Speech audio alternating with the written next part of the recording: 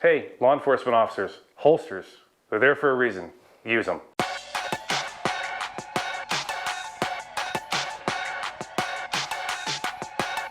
Hi everybody, welcome to today's bonus badge cam lesson here at Active Self Protection. I'm your host, John Correa. I'm your co-host, Mike Williver. Today's video comes to us from Harris County, Texas. Today's video is brought to us by Mantis. The Mantis family of products is integral to ASP staff building handgun and carbine skills and are your most economical and fastest path to improvement in your skills too.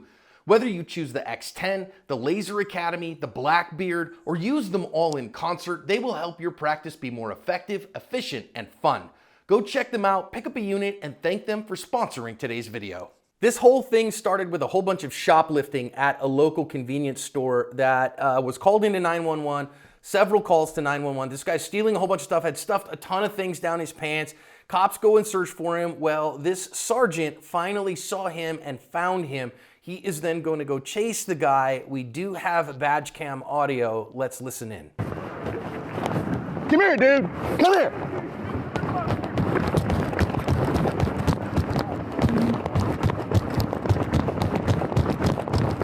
Stop, dude. I'm gonna tase you. Stop. Get on the ground. Get on the ground right now.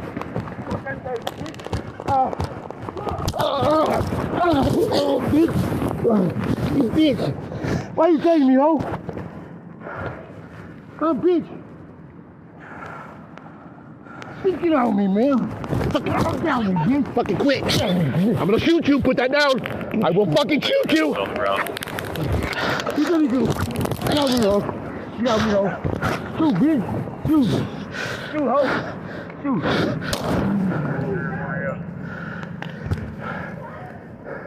Say 35 shots fired.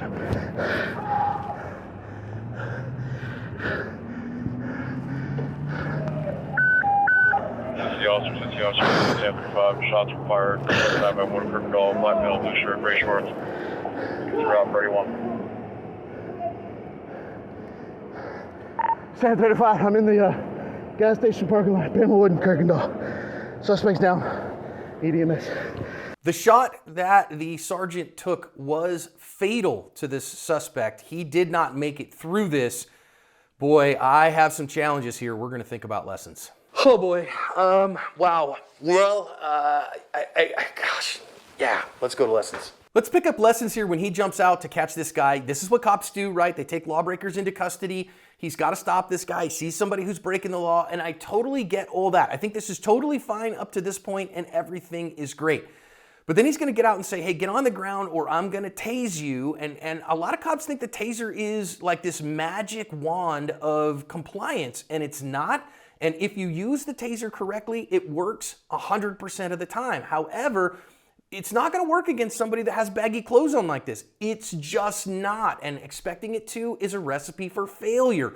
And so I really just want every officer to recognize if you're issued a taser, you must use it when it is within its use envelope or it is not helpful. It actually escalates problems. You know, John, we talk about the totality of the circumstances a lot here in this space. So officers, and listen up, this is really important. When you're faced with a very large person like this who is running, they're not fighting you, they're running, and you are reasonably certain the reason they're running is they stole a bunch of crap from a dollar store. You have to ask yourself, how important is this arrest? How important is this detention? And how far am I willing to go to affect it? Now, this is going to be controversial. We're going to get some comments in the comment section here, but what about you spot this guy and you slow your roll and you wait a few minutes and get another unit because you see this guy is a really big dude. You are almost sure he's going to be resistant. He's going to fight with you in some way, shape, or form. But if we can go back to the incident that happened a while back at that little village where there was, some guy was moving traffic cones around, and the chief who was off duty calls this officer to deal with this, and they end up in an epic knockdown draga. Discretion is important. So decide before you ever start, how important is this to me to get this person into custody versus can we, with the risk of letting him escape, he's not a huge danger to the community, at the risk of letting him possibly get away, I'd rather wait. I'd rather get some help here. He's a big dude. He's probably going to resist. Give yourself a moment to think that through before you start doing whatever it is you're doing. The idea that you're chasing the rabbit and have to get the rabbit and run. Sometimes you got to slow your roll and think about these things before they ever start. Now, he does end up getting him to the ground. He ends up, using just physical force to get him to the ground. And I think that in a modern context, we don't want to put hands on people because then there's risk of injury and it's a use of force incident. Listen, a taser's a use of force incident as well. And sometimes that's the right answer. You're going to end up having to take him into custody anyways. And quite frankly, you tase him, he has a greater chance on concrete of falling and whacking his head on something than if you just push him over. And so sometimes the right answer, especially when the taser's not going to be a good one, is to use a little bit of physical force, and you're going to use physical force to get him into cuffs anyway. So keep that on the table, friends. Yeah, and that's part of the potential uses of force by law enforcement is hands, feet, whatever. It's putting hands on someone and physically forcing them to comply and allow you to apply handcuffs. In this case, this is a very big guy, so I don't know this officer's training or background or how confident he was in his ground grappling skills, but he did what he did. He recognized the taser wasn't working. Okay, good. Put him on the ground if you have to. Again, if I feel like if he'd have just stood by and waited to get another unit there, this is a big guy to try to fight. We've seen officers have a problem with a 120-pound female. So this is getting him in custody against his will under these circumstances is extremely difficult. And this guy's a sergeant. He's been around for a long time. I assume he knew that already. So I'm not sure why he decided to move in as quickly as he did. Now, I want to talk about this for just a minute here, Mike, because I want to notice a couple things. Number one, I think it was a pretty egregious mistake to leave this taser on the ground next to an unrestrained suspect. Next to a restrained suspect, I think, is a problem as well. But certainly, again, next to somebody that doesn't have that, you lay a weapon right where he can see it like that, like your taser, I think is a big mistake. And number two, that's a Taser X26 is what that is, and it is a single shot taser. And so should that officer recognize that, hey, it is only good in drive stun right now. It has not got a second shot in it. And so it's not really a threat to me. If it does, get used on me, at worst, it's pain compliance, and I can overcome that. So I think this was pretty big errors here that ended up causing a shooting, Mike. Yeah, so let's talk about the taser on the ground. Now, some people are probably screaming, hey, he was dealing with this guy. He had to put it somewhere. Okay, fair enough. Let's say I can't remember which side he drew it from, strong side or weak side, but let's say he drew it from his weak side and he can't possibly expect to keep this guy under control and put the taser back in the scabbard holster, whatever you want to call it, effectively. The last place you want to put it, John, as you pointed out, is where he put it. So if you have to get rid of it, throw it behind you, get it away from you so that you're not dealing with this guy staring at it and giving him time to think, I wonder if I can grab this and get away, use this against him. I don't claim to be a taser expert. I'm absolutely not. Never used one in the line of duty, but you're telling me this thing is a single use only, and after that it's drive stun. So I think the important thing you said that I want to make sure people understand is if this perp is smart enough to know to remove the cartridge, he's watched cops enough, and somehow get it on you and tase you with it, it's going to hurt a lot. It's not going to physically harm you, and it's not going to achieve neuromuscular incapacitation. So you're not going to be defenseless if this is used against you. I wanted to clarify that, John. Yeah. But yeah. And the other part of this is that's the last place you want to put it. We had a badge cam that was on the channel not long ago with another guy who took a taser away from a police officer, and we said in that one that the officer was justified to use deadly force to stop him. The big difference is this Taser X26 is discharged. That one was not. So that one could cause neuromuscular incapacitation to the officer. This one is not, and the officer should be aware of that from his training. Yeah, again, know your equipment, know your tools, know the limits of your tools. We talked offline a moment as we were going over this video, John, before we started.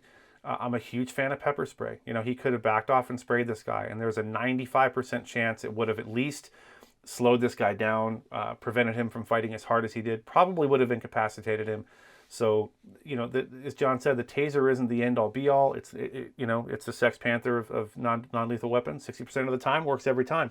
And in this event, I think another route. Again, backing up to where I said, why are we going at this guy one-on-one necessarily? Why don't we wait for backup? But now that we're here, I think pepper spray, OC spray would have been a better option before we tried the taser. And so when you put it down on the ground right in front of the perp where he can see it, you should expect him to reach out and do something with it. He's resistive, he's physically resistive. This is a problem. The guy needs to be taken into custody. I 100% get that.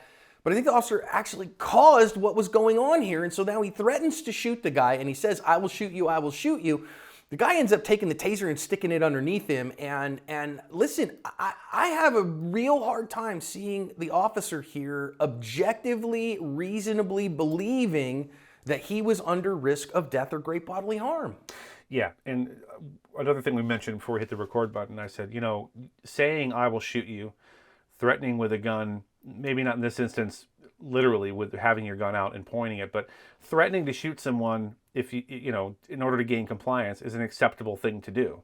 I just don't think that in this event, this actual shooting ended up being justified, because this officer, as you said, he should have known his equipment well enough to know this thing is no longer a threat to him. It's no longer going to incapacitate him. It's just going to be an owie. And so this whole thing is just a bit of a crap show from the jump. And again, I want to reiterate, if you're watching this, officers, you're watching this in roll call, you're watching this at home, think about when you want to move in on the suspect. You know, if he's running away, if you can shadow him with your car or do whatever to avoid moving in sooner than you have to without sufficient backup, do it. And if the guy gets away, I guarantee you they know who he is. They can catch him tomorrow. You know what I mean? So don't force these sorts of violent encounters when you don't have to, especially when you're facing someone this big and this determined to get away.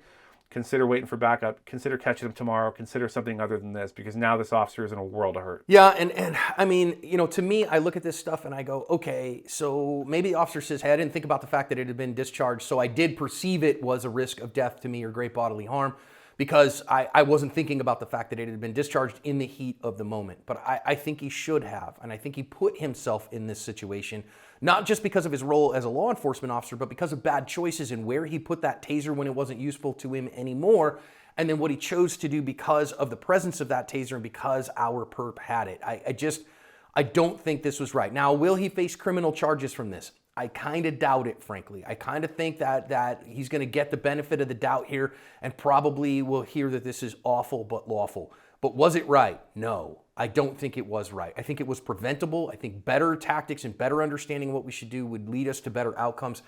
And I think here at the very end, Mike, goodness sakes, he puts his firearm down right next to this guy who I don't think he knows is completely out of the fight at this point, which is another egregious bad decision in my opinion. So I got to end this one by saying I got big problems with this one, and I have nothing but respect for law enforcement in America. I am certainly what most people would call pro-law enforcement, but this one, man, this ain't it, Chief.